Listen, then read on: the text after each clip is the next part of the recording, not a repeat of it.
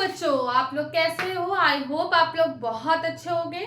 तो आज मैं लेके आई हूँ और नया वीडियो, जिसमें कि आज जो है मैं इकट्ठा एक साथ जो है 5 वीडियो अपलोड करूँगी, जो कि ज़्यादा नहीं, मे बी 10-10 मिनट्स की होंगी, जिसमें कि मैं अलग अलग वीडियो बना रही हूँ ताकि आपको आसानी रहे पढ़ने में। जिसमें कि मैं अलग अलग जितने भी मेथड्स हैं उनको पढ़ाऊंगी। सॉल्ट जितने भी बनेंगे, जैसे washing soda, baking soda, bleaching powder और plaster of Paris, caustic soda वगैरह वगैरह, ये सब ठीक है। तो सबसे पहले याद होगा, मैंने लास्ट लेक्चर में आप लोगों को पढ़ाया था NaCl यानी कि नमक कैसे बनता है। अब यहाँ पर मैं बात करूंगी सोडियम हाइड्रोक्साइड जो होता है वो कैसे प्रोड्यूस होता है। याद रखिएगा, सोडियम हाइड्रोक्साइड को ही हम लोग कास्टिक सोडा कहते हैं। हिंदी में भी कास्टिक सोडा ही कहते हैं और इंग्लिश में भी कास्टिक सोडा ही बोलते हैं। तो कंफ्यूज मत होइएगा, सोडियम हाइड्रोक्साइड का मतलब है कास्टिक सोडा और कास्टिक सोडा का मतलब है सोडियम हाइड्रोक्साइड, ठीक है। तो अब इसको याद रखना, मैंने तुम लोगों को एक चीज बताई थी जब नमक पढ़ाया था NaCl, तो मैंने ये बताया था कि हाइड्रोक्लोरिक का यूज जो होता है वो तुम्हारा कास्टिक सोडा बनाने में भी होता है, बेकिंग सोडा में भी बनाने में होता है, इन सब में होता है। तो यहाँ पर हमने क्या लिया, नमक लिया, NaCl लिया। याद रखना, नमक को अभी के अभी याद करो, ब्राइन सोल्यूशन भी बोलते हैं। क्या बोलते हैं? Brine solution. ब्राइन मतलब हम यहाँ पे सॉल्ट की ही बात कर रहे हैं। इसके रिएक्शन हम क्या करवाएंगे, ये एक्वा सोल्यूशन होगा, मतलब अब जलीय विलयन बनाया होगा लिक्विड में। इसकी रिएक्शन कराएंगे हम वाटर से, जो कि लिक्विड स्टेट में। इसकी हम लोग इलेक्ट्रोलिसिस करेंगे। इलेक्ट्रोलिसिस का मतलब है इलेक्ट्रिसिटी पास करेंगे। और कैसे, आपको पता होना चाहिए। इलेक्ट्रोलिसिस मेथड वो होता है जिसको कैथोड और एनोड में क्या होता है, आयंस क्या होते हैं, टूटने लगते हैं, ठीक है ना। आयनिक सॉल्ट है NaCl, बताया था आयनिक कंपाउंड होता है, तो ये अपने अपने आयंस में टूट जाएगा। और ये आयंस में टूट कर क्या बनाएगा, हमें NaOH चाहिए जो कि कास्टिक सोडा है। इसके साथ ही साथ क्लोरीन गैस निकलेगी और इसके साथ साथ क्या, हाइड्रोजन गैस जो है वो यहाँ पर क्या होगा, रिलीज होगी, ठीक है। बात समझ में आ गई? कोई दिक्कत? ठीक है, तो इसको इसी तरह से करना है। अब यहाँ पर हम बात करते हैं क्या होगा। अच्छा भाई, इसको बैलेंस करने में तो कोई प्रॉब्लम नहीं है ना। यहाँ पे 2 लगा दो, यहाँ पे 2 लगा दो, इसलिए लगाया क्योंकि क्लोरीन 2 है।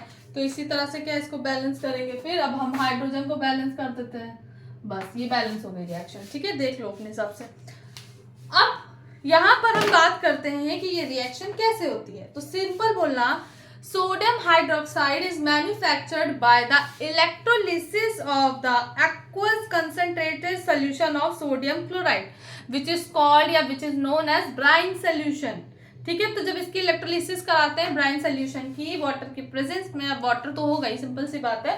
तो यहाँ पर क्या होता है कि जो हमारा कास्टिक सोडा है वो बनता है। और इसके साथ ही साथ इसके बाय प्रोडक्ट जो होते हैं वो 2 और इंपॉर्टेंट होते हैं। एक होता है एक होता है क्लोरीन गैस, और दूसरा जो हमारा होता है वो हाइड्रोजन गैस होता है।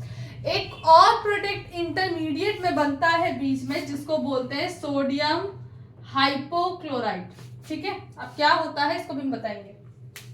अब आपको पता है इलेक्ट्रोलिसिस हो रही है तो एक कैथोड होगा, एक एनोड होगा।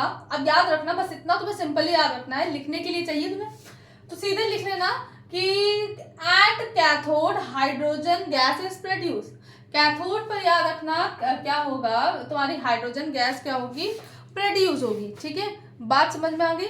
और कैथोड क्या है, यहाँ पर तुम्हारा निगेटिव इलेक्ट्रोड है। कैसा है, निगेटिव। तो निगेटिव की बात सिंपल सी बात है, ये पॉजिटिव ही तो आएगा H+, ठीक है।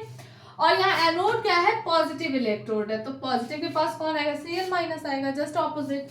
तो यहाँ पर क्या है, क्लोरीन एनोड पे होगा। और याद रखना, नियर द कैथोड कौन सा बनता है, हमारा सोडियम हाइड्रोक्साइड बनता है, ठीक है। तो किसी को कोई प्रॉब्लम तो नहीं है, तो सीधे सीधे लिख देना, during electrolysis chlorine gas is produce at positive electrode which is known as anode, and hydrogen gas is produced at the negative electrode which is cathode, and sodium hydroxide is produce near the cathode, ठीक है। Clear?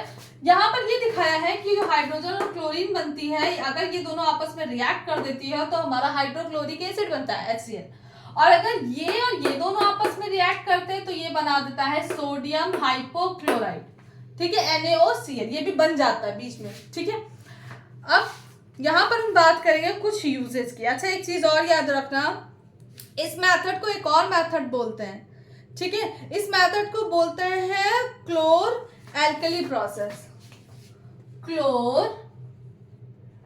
Alkali process, ये किसी को ना पता हो शायद, ये पता भी नहीं होगा, कोई नहीं बताता जल्दी।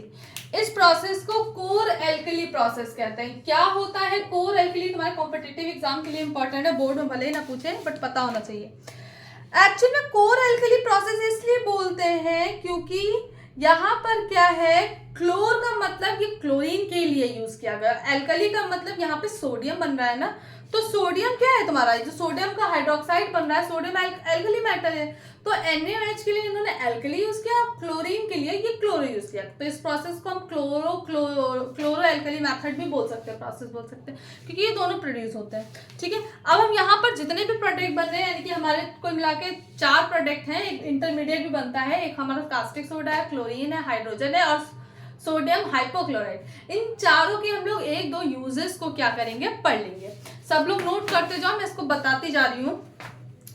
अगर याद करो तो हाइड्रोजन गैस को सबसे ज्यादा यूज किया जाता है, ऐसा मतलब बहुत फेमस है, रॉकेट फ्यूल में यूज करते हैं। ठीक है, तो सीधे लिख सकते हो कि हाइड्रोजन या लिक्विड हाइड्रोजन, जो इसका लिक्विड बनाया जाता है, liquid hydrogen is used in the fuel in rocket fuel, as a rocket fuel. ठीक है, दूसरा, जब चैप्टर ये खत्म होगा, ये वाला नहीं, जब केमिस्ट्री का लास्ट चैप्टर कार्बन वाला जब चैप्टर खत्म होगा, तो वहां पर तुम लोग सीखोगे how to form vegetable oil से वेजिटेबल घी कैसे बनाते हैं। तो याद रखना, किसी भी हाइड्रोजनेशन प्रोसेस में जिसमें कि oil to produce solid fat, जिसमें कि ऑयल जो है वेजिटेबल घी बनाता है, इस प्रोसेस में डिहाइड्रोजनेशन करते हैं, हाइड्रोजनेशन करते हैं। हाइड्रोजनेशन का डी का मतलब होता है हटना हाइड्रोजन का, और हाइड्रोजनेशन का मतलब होता है हाइड्रोजन का ऐड होना। तो हाइड्रोजन ऐड करके क्या करते हैं, वो डबल बॉन्ड तोड़ के एक सिंगल बनाया जाता है, जिसमें मतलब ये सब, अरे यार लाइट चली गई, क्या होता है, घी बनाया जाता है। ठीक है, फिर hydrogen is use for the production of methanol, hydrochloric acid and ammonia. बिल्कुल, अमोनिया NH3 होता है, अमोनिया को बनाने में मेथनॉल बताया था कि कच्ची शराब में मेथनॉल होता है, इसको पीने से लोग मर जाते हैं। तो हाइड्रोजन और हाइड्रोक्लोरिक एसिड HCl जो होता है, इन सबको बनाने में क्या है, हाइड्रोजन का एक बहुत बड़ा रोल है। हाइड्रोजन गैस पास कराएंगे तभी बनता है। ठीक है, और याद रखना, liquid hydrogen is use as a rocket fuel, सबको पता है। अब ये जो 3 बताए थे, अब बात करते हैं फॉर क्लोरीन। क्लोरीन का सबसे बेहतरीन एग्जांपल अभी तुम सुनोगे तो क्लोरीन एक ब्लीचिंग एजेंट की तरह वर्क करता है। ब्लीचिंग एजेंट का मतलब है कि याद रखना कि क्लोरीन जो है तुम्हारा, ये हम लोग क्या करते हैं, ब्लीचिंग पाउडर बनाते हैं और उसमें क्या होता है, यूज करते हैं। अब क्लोरीन की एक खासियत ये है कि ये डिसइंफेक्टेड होता है और इसी वजह से जो क्लोरीन गैस होती है वो यूज करते हैं स्टरलाइज द ड्रिंकिंग वाटर। देखा होगा कभी कभी पानी में स्मेल आती है, जिसके यहाँ से टंकी वाला पानी आता होगा, सप्लाई वाला। एक्चुअल में क्या होता है, पानी को प्योरीफाई करने के लिए, क्योंकि क्लोरीन के अंदर ये खासियत होती है कि डिसइंफेक्टेड होता है, इसलिए इसको प्योरीफाई करने के लिए, इसको क्लीन करने के लिए वाटर में क्लोरीन डाला जाता है। इवन आपको पता होगा स्विमिंग पूल में भी क्लोरीन डाला जाता है साफ करने के लिए, क्योंकि वो डिसइंफेक्टेड होता है। ठीक है, समझ में आ गया। इसके बाद सिंपल सी बात है, ब्लीचिंग पाउडर बनाने के लिए, हाइड्रोक्लोरिक एसिड बनाने के लिए, जितने भी पेस्टिसाइड्स होते हैं, पेंट होता है, डाई होता है, ये सब बनाने में भी क्लोरीन का बहुत बड़ा हाथ है। ठीक है, आगे की बात करते हैं। कुछ ऐसे प्लास्टिक होते हैं जैसे कि PVC, पॉलीविनाइल क्लोराइड, सब लिखते जाओ, मैं बोलूंगी सिर्फ। PVC बनाने में, या PVC है तुम्हारा, PVC को बनाने में क्या होता है कि इसका बहुत बड़ा रोल है। ठीक है, और ये बहुत अच्छा प्लास्टिक भी होता है, तो ये PVC बनाया जाता है। अगर मैं बात करूं क्लोरोफ्लोरोकार्बन की, तुम लोगों को एक कहानी बताई थी कि रेफ्रिजरेटर में क्लोरोफ्लोरोकार्बन होता है, तो याद रखना क्लोरोफ्लोरोकार्बन। तो यहाँ पर भी क्या है, CFCs जो होता है, chlorine is use to manufacturing the chlorofluorocarbon, CFC को बनाने में भी इसका यूज होता है। इसके अलावा क्लोरोफॉर्म सबको पता है, सुंघा तो बेहोश हो जाते थे लोग, पहले एनेस्थीसिया के लिए यूज करते थे, बेहोश करने के लिए। क्लोरोफॉर्म का फॉर्मूला होता है CHCl3। तो ये जो क्लोरोफॉर्म है, ये क्लोरीन की वजह से तो बन रहा है, तो ये सब चीजें जो है आपको पता होनी चाहिए। ठीक है, कार्बन टेट्राक्लोराइड होता है, ये बहुत अच्छा सॉल्वेंट होता है, CCl4। तो कार्बन टेट्राक्लोराइड भी क्या क्लोरीन से ही बनता है। अब इसमें से तुम्हें जो भी चीजें समझ में आ रही है वो लिख लो अच्छे से। अब बात करते हैं सोडियम हाइड्रोक्साइड का। कास्टिक सोडा का सबसे इंपॉर्टेंट यूज है, जितने भी सोप्स बनाए जाते हैं उसमें कास्टिक सोडा के बिना कोई सोप नहीं बनता, ठीक है, या तो KOH हो या तो NaOH हो, ठीक है। तो manufacturing of detergent and soaps जो है वो इसी के थ्रू होता है, कास्टिक सोडा हमें चाहिए ही चाहिए। इसके अलावा जितनी भी पेपर कंपनीज है, डाई कंपनी है, टेक्सटाइल कंपनी है, वहां पर भी कास्टिक सोडा का बहुत बड़ा यूज है, ठीक है। पेट्रोलियम रिफाइनिंग के लिए पेट्रोल को शुद्ध करने के लिए, रिफाइनिंग करने के लिए या फिर ग्रीसिंग करने के लिए मेटल की, caustic soda is very important, ठीक है। तो याद रखना, बस इतना ही काफ़ी है। और जितने भी बॉक्साइड होते हैं एल्युमिनियम के, उन सबको एक्सट्रैक्ट करने के लिए, निकालने के लिए भी इसको यूज़ करते हैं, इतना तो मैं जानने की जरूरत नहीं है डीप। अब बात करते हैं सोडियम हाइपोक्लोराइड यानी कि NaOCl क्या होता है। इसके एक दो यूज़ बता रहे, बस याद रखना कैसे। अब अगर तुम देख रहे हो तो इसके दो प्रोडक्ट दिख रहे होंगे तुम्हें, एक हो सकता है NaOH और दूसरा हो सकता है Cl2, इन्हीं दोनों की वजह से बन रहा है। तो अब इसका रोल का क्या क्या होगा सुनना। एक्चुअल में क्या होता है, ये जितने भी हाउस होल्ड ब्लीचेस होते हैं और ब्लीचिंग फाइबर्स होते हैं, इसका यूज वहां पे होता है। क्यों होता है सुनना, क्योंकि इसके पास एक फ्री ऑक्सीजन है, ठीक है।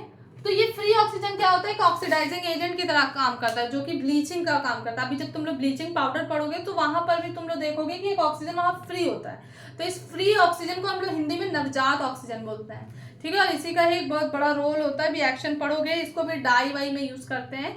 तो ये बस इतना ही था, इसको इतना ही पढ़ते हैं। अब नेक्स्ट वीडियो में हम लोग आएंगे ब्लीचिंग पाउडर में। ब्लीचिंग पाउडर का मतलब हम लोग बात करेंगे CaOCl2 की। और जैसे मैंने यहाँ पे कहा कि ये O जो है एक ऑक्सीडाइजिंग एजेंट की तरह वर्क करता है, एक ब्लीचिंग एजेंट की तरह वर्क करता है। तो एक्चुअल में ये O क्या होता है ये हम लोग नेक्स्ट वीडियो में पढ़ेंगे। तो नेक्स्ट वीडियो अभी बस 2 मिनट में आने वाली है, कंटिन्यू ही बनाऊंगी, आज सारी वीडियो बना के चैप्टर खत्म। ये वीडियो अपलोड कर दे रही हूँ ताकि मैं भी थोड़ा सा टेंशन फ्री हो जाऊँ।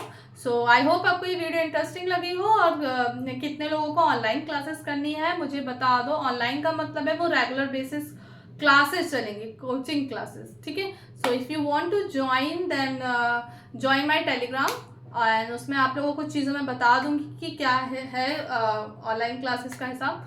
तो आई होप आपको ये वीडियो अच्छी लगी हो, और वीडियो अच्छी लगी हो तो like share and subscribe. Bye bye.